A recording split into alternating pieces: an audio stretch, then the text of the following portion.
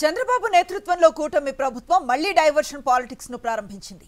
ఏడాది పాలనా వైఫల్యాలతో పాటు అనంతపురంలో టీడీపీ కార్యకర్తల గ్యాంగ్ రేప్, గిరిజన విద్యార్థి హత్య ఘటన నుంచి ప్రజల దృష్టిని మరల్చే కుట్రను ప్రారంభించింది. ఇందుకోసం సీనియర్ జర్నలిస్ట్ కొమ్మినేని శ్రీనివాస్ పై అక్రమ కేసును బనాయించి అరెస్టు చేయించింది. ఈ నెల 6వ తేదీన సాక్షి టీవీ డెబేట్లో కేఎస్ఆర్ లైవ్ షోలో సీనియర్ జర్నలిస్ట్ కృష్ణరాజు పలు వ్యాఖ్యలు చేశారు. ఇది జరిగిన 24 గంటల తర్వాత జూన్ 7న ఆ వ్యాఖ్యలను టీడీపీ సోషల్ మీడియా వైరల్ చేసింది. కృష్ణరాజు చేసిన వ్యాఖ్యలను ఉద్దేశపూర్వకంగా వైఎస్ఆర్సీపీకి, వైఎస్ జగన్మోహన్ రెడ్డికి ఆపాదిస్తూ విష ప్రచారాన్ని ప్రారంభించింది. వెనువెంటనే మంత్రి లోకేష్ పథకం ప్రకారం టీడీపీ అనుకూల వ్యక్తులతో అమరావతిలో ప్రదర్శనలు చేయించారు.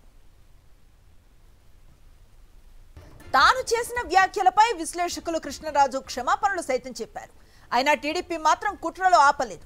వైఎస్ జగన్ కుటుంబ సభ్యులపై అసభ్య వ్యాఖ్యలు చేయించడంతో పాటు సోషల్ మీడియాలో పోస్టులను పెట్టించారు. మరోవైపు ఈ నెల 8వ తేదీన రాష్ట్ర వ్యాప్తంగా తెలుగుదేశం పార్టీకి చెందిన వారితో పోలీస్ స్టేషన్స్ లో ఫిర్యాదులు చేయించారు.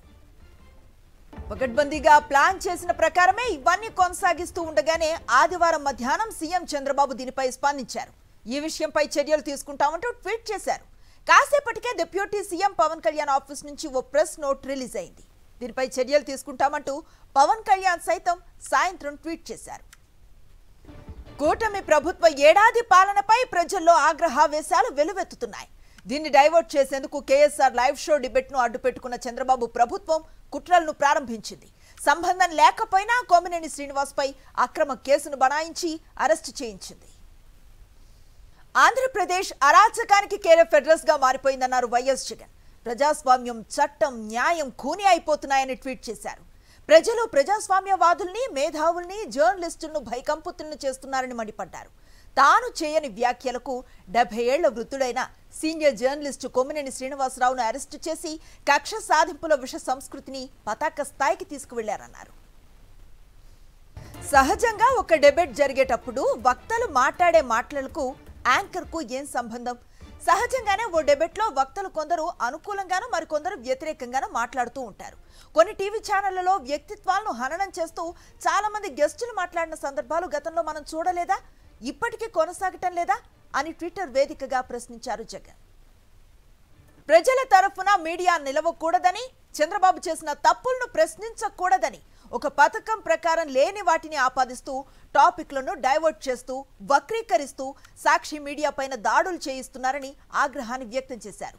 కొమ్మినేనిపై చంద్రబాబు కక్ష కట్టడం ఇది తొలిసారి కాదని, గతంలోనే ఆయన ఉద్యోగాన్ని ఓడగొట్టాడని గుర్తు చేశారు.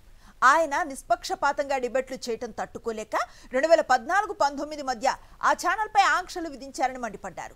ఇప్పుడు కూడా తనకు మద్దతుగా లేరన్న కారణంతో ఆయా ఛానళ్లను నియంత్రిస్తూ కక్ష సాధిస్తున్నారని, కొమ్మినేని అరెస్టును తీవ్రంగా ఖండిస్తున్నట్లుగా తెలిపారు.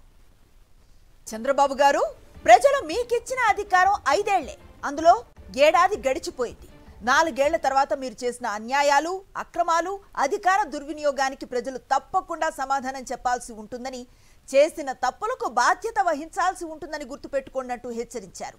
చెడు సంప్రదాయాలకు నాంది పలుకుతూ ఇవాళ ఏది విత్తుతారో రేపు అదే పండుతుందని, అది రెండింతలవుతుందని మర్చిపోకండని ట్వీట్లో పేర్కొన్నారు. సీనియర్ జర్నలిస్ట్ కొమ్మినేని శ్రీనివాస్ ను అక్రమంగా అరెస్టు చేయడాన్ని తీవ్రంగా ఖండించారు నంద్యాల జిల్లా వైఎస్ఆర్సీపీ అధ్యక్షుడు కాటసాని రాంభూపాల్ రెడ్డి. కేవలం కక్ష సాధింపు చర్యలో భాగంగానే కొమ్మినేనిని అరెస్టు చేశారని మండిపడ్డారు. రాష్ట్రంలో రెడ్ బుక్ రాజ్యాంగాన్ని అమలు చేస్తూ అరాచక పాలన సాగిస్తున్నారని ఆగ్రహాన్ని వ్యక్తం చేశారు. పత్రికా స్వేచ్ఛకు భంగం కలిగించే విధంగా కూటమి సర్కార్ వ్యవహరిస్తోందన్నారు కాటసాని రాంభూపాల్ రెడ్డి. కొమ్మినేని శ్రీనివాసరావును అరెస్ట్ చేయడం చాలా దారుణం. ఎవరో కృష్ణరాజు డిబేట్లో మాట్లాడిన దానికి సాక్షి టీవీకి కానీ, వైఎస్ఆర్సీపీ పార్టీకి కానీ, జగన్మోహన్ రెడ్డికి కానీ ఎటువంటి సంబంధం లేదు. డిబేట్లో మాట్లాడినప్పుడు కృష్ణరాజు మాట్లాడిన మాటలు కూడా కొమ్మినేని శ్రీనివాసరావు గారు ఇమ్మీడియట్గా ఖండించడం జరిగింది.